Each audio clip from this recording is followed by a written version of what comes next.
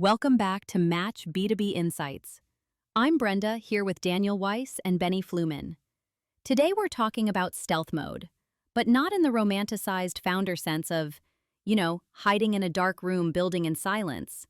We're looking at stealth as a commercial stage, a trust-building stage. Daniel, I want to start there because a lot of founders still hear stealth and think secrecy first, credibility later. Yeah, and that's usually a mistake. Stealth should not mean invisible. It should mean controlled exposure. You're not showing everything to everyone, but what you do show has to create confidence. Investors are evaluating whether the team understands the market. Design partners are asking if this company is serious enough to bet time on. Early buyers are thinking, very simply, is this real? Is it relevant? And will these people still exist in 18 months? Exactly. And let's make it sharper. In B2B, stealth is not a hiding phase. It is a signaling phase. You're signaling maturity before scale. If a founder says, we don't want to invest in brand, site, or messaging until after launch, what they're really saying is, we are comfortable leaking trust at the exact moment the market is forming an opinion. That's expensive. So early perception matters, even before there are customers on the site or a full pipeline in place. Especially then, because in the early stage, people fill gaps with assumptions. If the website is thin, the deck is messy, the LinkedIn presence is inconsistent, and the story changes depending on who asks, the market assumes the company is immature. Maybe the product is excellent. Doesn't matter. Perception gets there first. And in practice, trust starts before the first demo. It starts when someone is introduced to the company, searches the founder, lands on the site, opens a deck, maybe checks if there is a product view, maybe looks for a point of view on LinkedIn. That's the beginning of the customer journey. Not the form fill, not the trial sign-up, the first impression stack. I like that, the first impression stack. So for this episode, we're really framing stealth around three things: digital credibility, customer journey, and pipeline readiness. Yes, because founders often separate them, and they shouldn't. Credibility affects conversion. Customer journey affects whether interest compounds or disappears. Pipeline readiness determines whether all that early attention becomes structured opportunity or just random conversations. And one more thing. In stealth, your job is not to look huge, it's to look coherent. There's a big difference. A polished, early-stage company says, we know the problem, we know who it's for, and we know what proof to show next. That's enough to move a serious buyer or investor into the next conversation. So if you're listening and thinking, we're pre-launch, we don't need this yet, today's conversation is basically the answer to that. You do need it. Just maybe not in the bloated way people imagine. Let's get practical. If you're a stealth stage founder, what are the minimum digital assets that actually create confidence? I would say 4 core assets: a focused website, a sharp pitch deck, a credible LinkedIn presence, especially for the founders, and a one-pager for direct sharing after meetings or introductions. Those 4 need to work together, not as separate documents created by different people with different stories, but as one commercial system. And the key word is system. A website is not just a brochure. A deck is not just for fundraising. A LinkedIn profile is not just recruiting theater. In stealth, every asset carries trust weight. If an investor hears one message, a design partner sees another, and an outbound contact receives a third, you create friction immediately. What does work together actually mean? Because founders hear consistency and think, same logo, same colors, done. It's wider than that. Same problem definition, same target customer, same language around outcomes, same visual tone, same level of maturity. If your site says Enterprise Security Posture Management, your deck says Autonomous Cloud Defense, and your founder headline says AI for Cyber Resilience. Maybe those connect internally, but the market experiences confusion. Right, and confusion is not neutral. It increases perceived risk. Let's take sectors where trust is especially sensitive. In AI, buyers already worry about hype. In cybersecurity, they worry about exposure and operational risk. In infrastructure, they worry about stability integration, and whether this thing will break the stack. So the bar for coherence is high. Can you give examples without getting too speculative? Sure. Look at how known companies in technical markets usually communicate once they're credible. The message is focused, the visual language is controlled, and the buyer can quickly understand where the product fits. An AI startup shouldn't sound like a research lab in one place and a services company in another. A cybersecurity startup shouldn't lead with abstract mission language when the buyer needs to know what surface, workflow, or risk category they address. An infrastructure company needs to show precision. Reliability is part of the brand. And for stealth founders, the one-pager matters more than many realize. After a warm intro or first call, the buyer doesn't remember every sentence. They forward something. That something should make sense in 30 seconds. Problem, ICP, what changes after adoption, a light proof layer, and a clear next step. So if the website attracts, the deck explains, LinkedIn validates, and the one-pager travels. Exactly. And if they all tell the same story, risk goes down. That's the job. Let's stay on judgment for a second, because a lot of trust decisions are made fast, almost subconsciously. The polar hedgehog material breaks this into signals like consistency, spacing, clarity, and visual relevance. Benny, what do investors and buyers really notice? They notice everything without being able to name everything. That's the important part. Nobody says, I rejected this startup because the spacing was cramped. But they do feel, this company seems rushed, messy, not fully in control.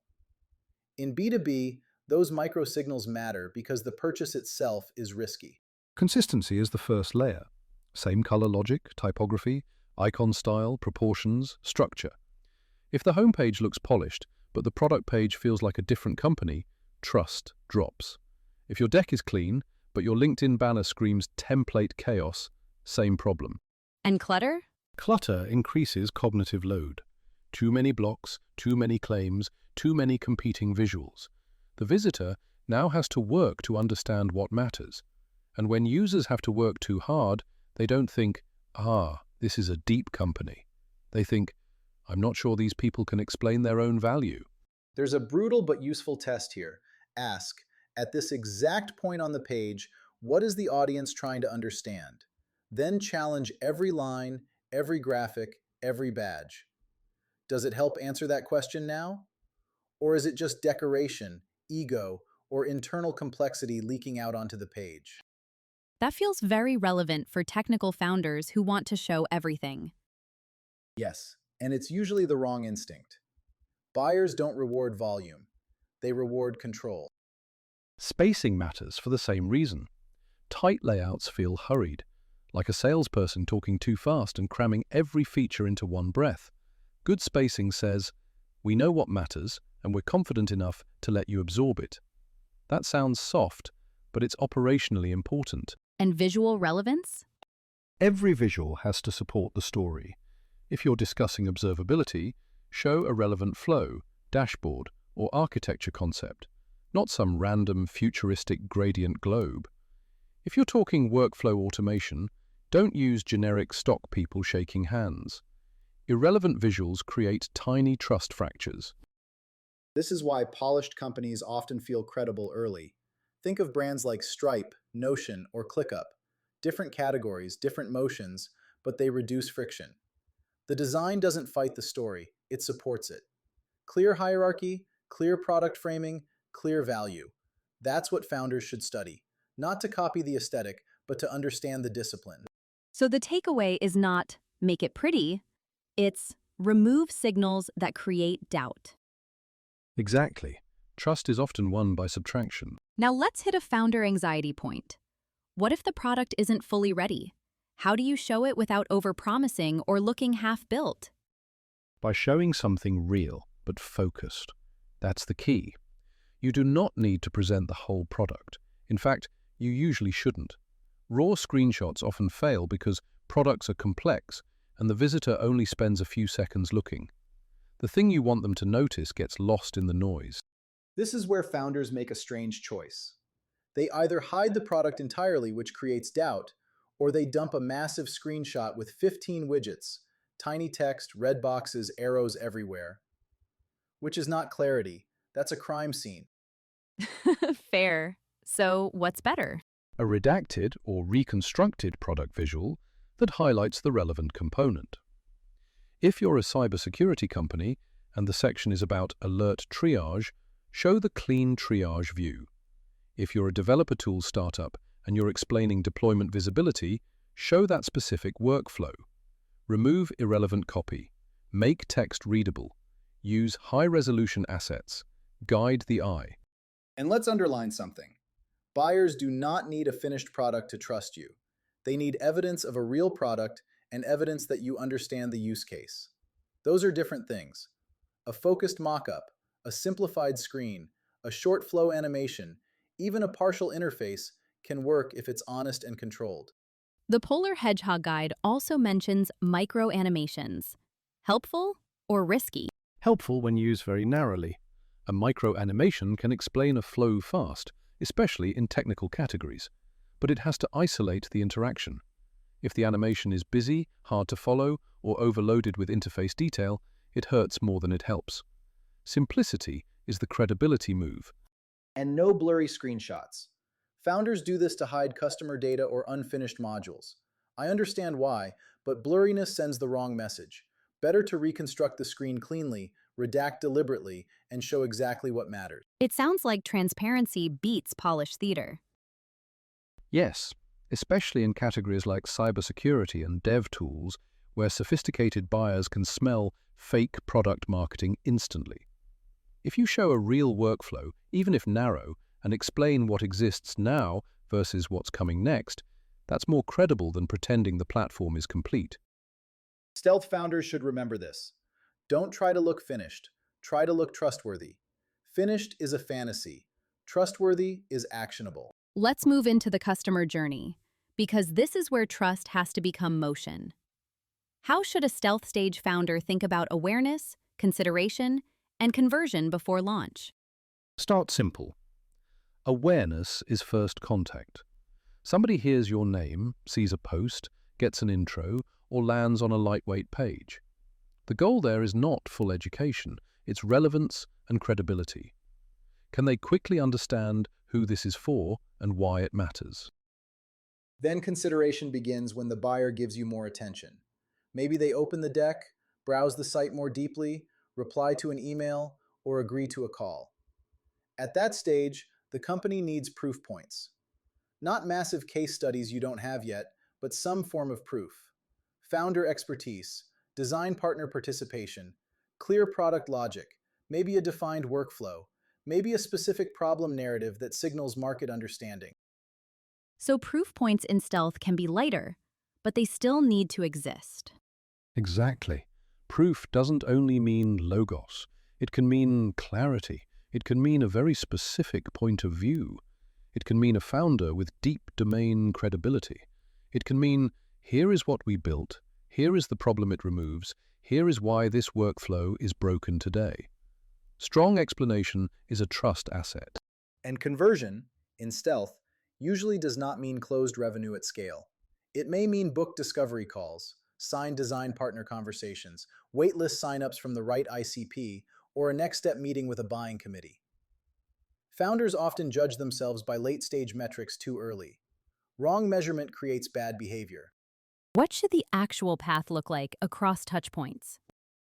A founder post or referral creates awareness. The site confirms positioning. A one-pager or deck deepens understanding. A product visual creates tangibility. A clear CTA offers the next step. Maybe book a conversation, request early access, or apply as a design partner. Then the follow-up has to match that promise. Clean, fast, relevant. And don't miss this. The journey starts before the product is fully launched. It starts the moment your market can encounter you. If that encounter is vague, generic, and scattered, you don't just lose a click. You lose momentum. In stealth, momentum is fragile. I think that's an important reframing. You're not waiting to build a journey after launch. You're building a path for trust before launch. Yes, Launch should amplify a journey that's already working, not rescue one that was never designed. Let's talk pipeline.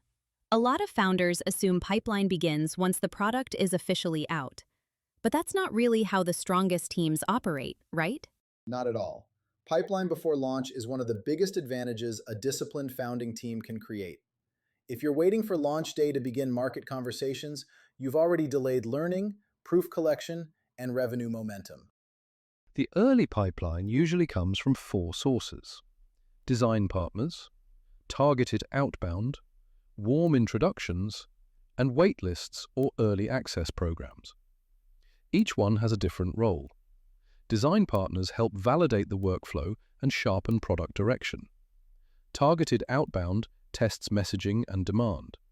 Warm intros accelerate trust. Waitlists help capture interest, though they only matter if they're qualified. So not vanity waitlists, not random signups. Exactly. 50 relevant people beat 5,000 curious strangers every time in early B2B. And focus matters here. Many companies that scale well start by winning one narrow ICP first. Not everyone with a cloud bill, not everyone using AI. One buyer type, one painful workflow, one urgent use case. That commercial discipline matters more than broad visibility. What should founders measure at this stage?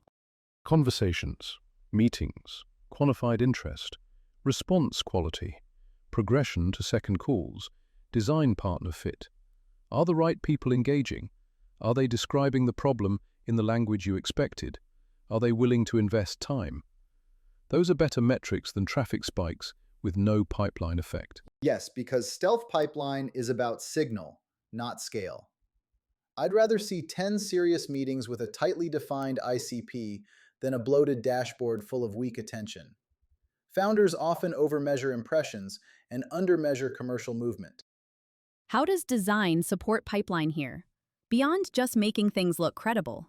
It shortens the trust gap. If your outbound email leads to a sharp page, if the meeting follow-up includes a clean one-pager, if the product snapshot reinforces the exact pain discussed, you increase the odds of progressing. Design doesn't replace GTM, but it removes friction inside GTM. And one more thing. Warm intros work better when the forwarded material is strong. People stake their reputation on introductions. If you give them something coherent, they are more likely to send it. That's pipeline architecture, not just branding. So before launch, the mission is pretty clear.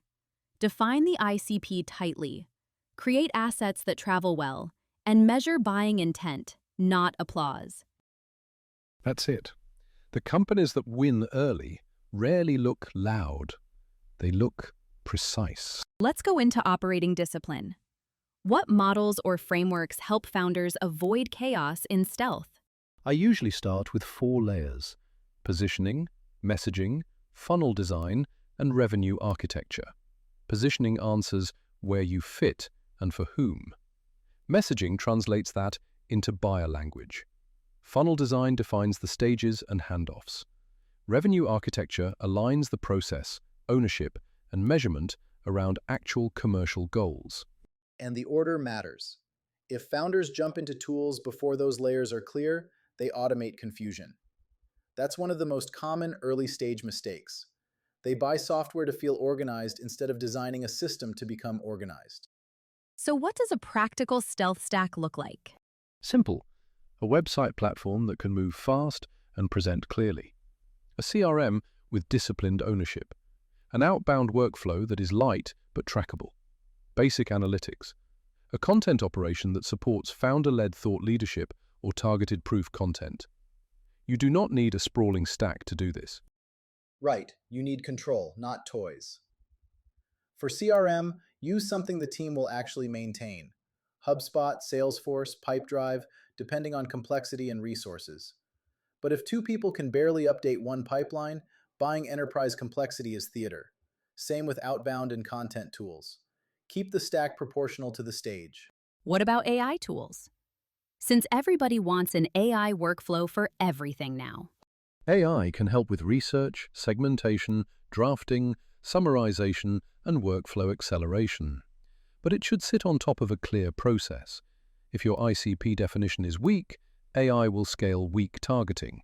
If your messaging is vague, AI will generate more vague copy faster. Useful? Yes. Magical? No.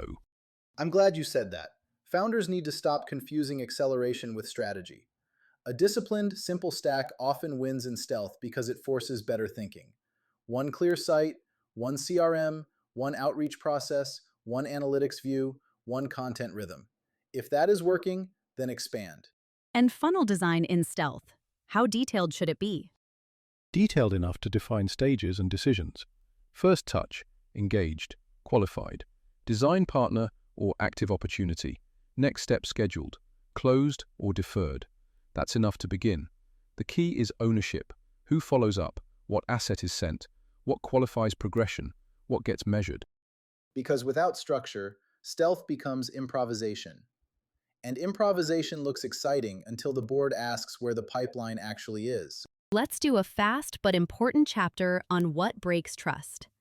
What are the biggest mistakes you see? Overdesigned websites with underdeveloped substance.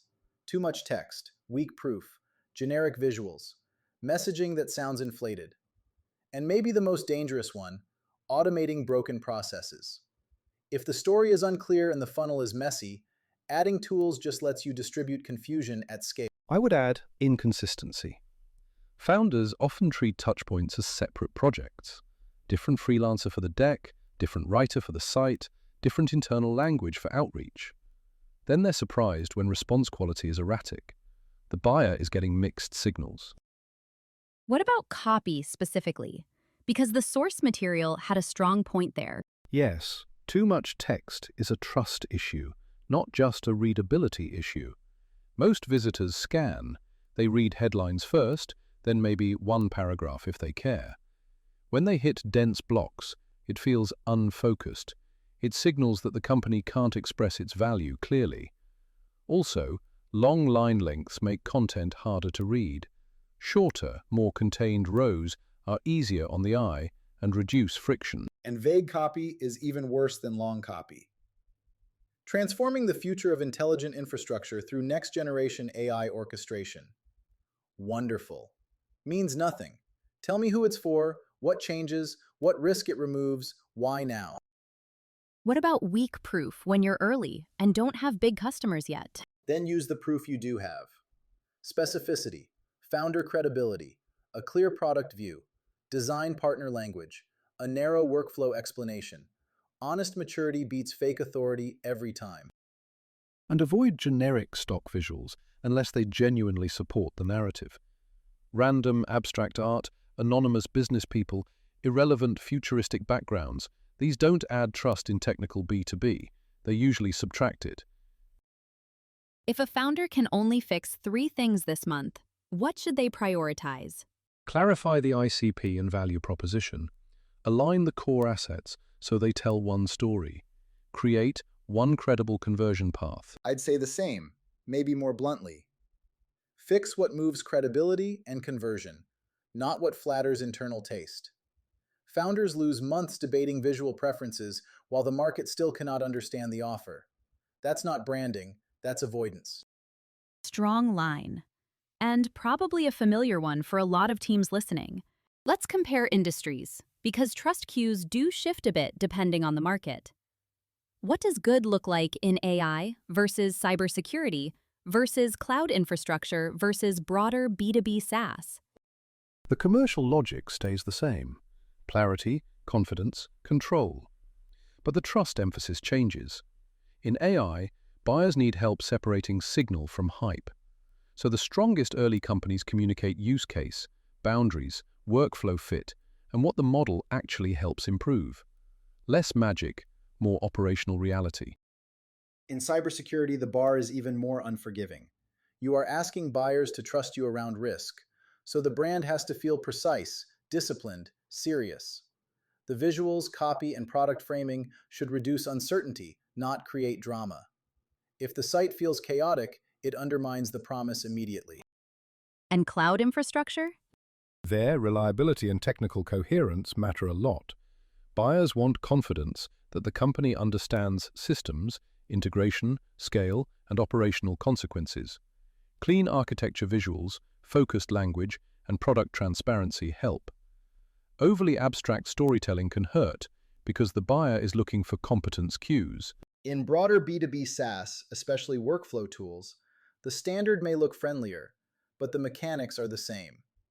A company like Notion feels clear because the experience is controlled. ClickUp communicates breadth, but it still tries to orient the user around workflows and use cases. Stripe, in a very different category, built credibility through clarity and developer confidence. Again, different markets, same discipline. So if you're a stealth founder, you don't need to imitate those brands visually. You need to understand why they feel trustworthy. Exactly. They reduce cognitive strain. They present a coherent world. They show enough product reality. They align message and design. That's what investors and buyers respond to, even when the category changes. And remember, investors and buyers are not as different as founders think. Both are evaluating confidence and control. Investors ask, can this team build and sell? Buyers ask, can this team solve and support? Different stakes, same trust logic. That's a really useful way to frame it. Different industries may change the styling of trust, but not the underlying commercial requirement. Right. If the company looks coherent, explains itself clearly, and creates a low-friction next step, it's already ahead of many stealth teams. Before we wrap, let's turn this into something actionable. Benny, you two are doing a webinar on this, and I think it's very aligned with everything we covered. Yes. On 16 April at 12 p.m. IST, we're hosting a webinar focused on stealth stage growth, trust, and what it takes to emerge with a company website and market presence that actually earns confidence. I'll be there from MATCH B2B, and Daniel Diag, co-CEO and founder of Polar Hedgehog, will be joining as the design and brand expert in the discussion. We'll go deeper into examples, frameworks, and what founders should actually review across their site, deck, product presentation, and early funnel. Not abstract inspiration, practical decisions. What to simplify, what to show, what to measure, and how to avoid credibility leaks before launch. And from what I understand, it isn't just a presentation. There's also room for open discussion. Exactly. We want founders and GTM leaders to bring real questions. If you're in stealth, pre-launch, or just coming out of stealth and your market motion still feels fragmented, this will be useful. We'll cover examples, commercial logic, and the design principles that support conversion, not just aesthetics. And we'll also talk about that transition from stealth to market building. Because the goal is not simply to launch a prettier website. The goal is to build a growth engine that converts. Different ambition. We'll put the link in the comments below. So if you want to join on 16 April at 12 p.m. IST, that's the place to find it. And if I can leave founders with one final point, it's this. Trust is not a cosmetic layer you add later. It's part of go-to-market architecture from day one. Yeah, stealth done well is not silence. It's disciplined preparation for trust, demand, and pipeline. Perfect place to end. Thanks, Daniel. Thanks, Benny. And thanks to everyone listening to MATCH B2B Insights. We'll see you next time. Thanks, Brenda. Bye, everyone. Thanks both. See you in the webinar and see you in the next episode.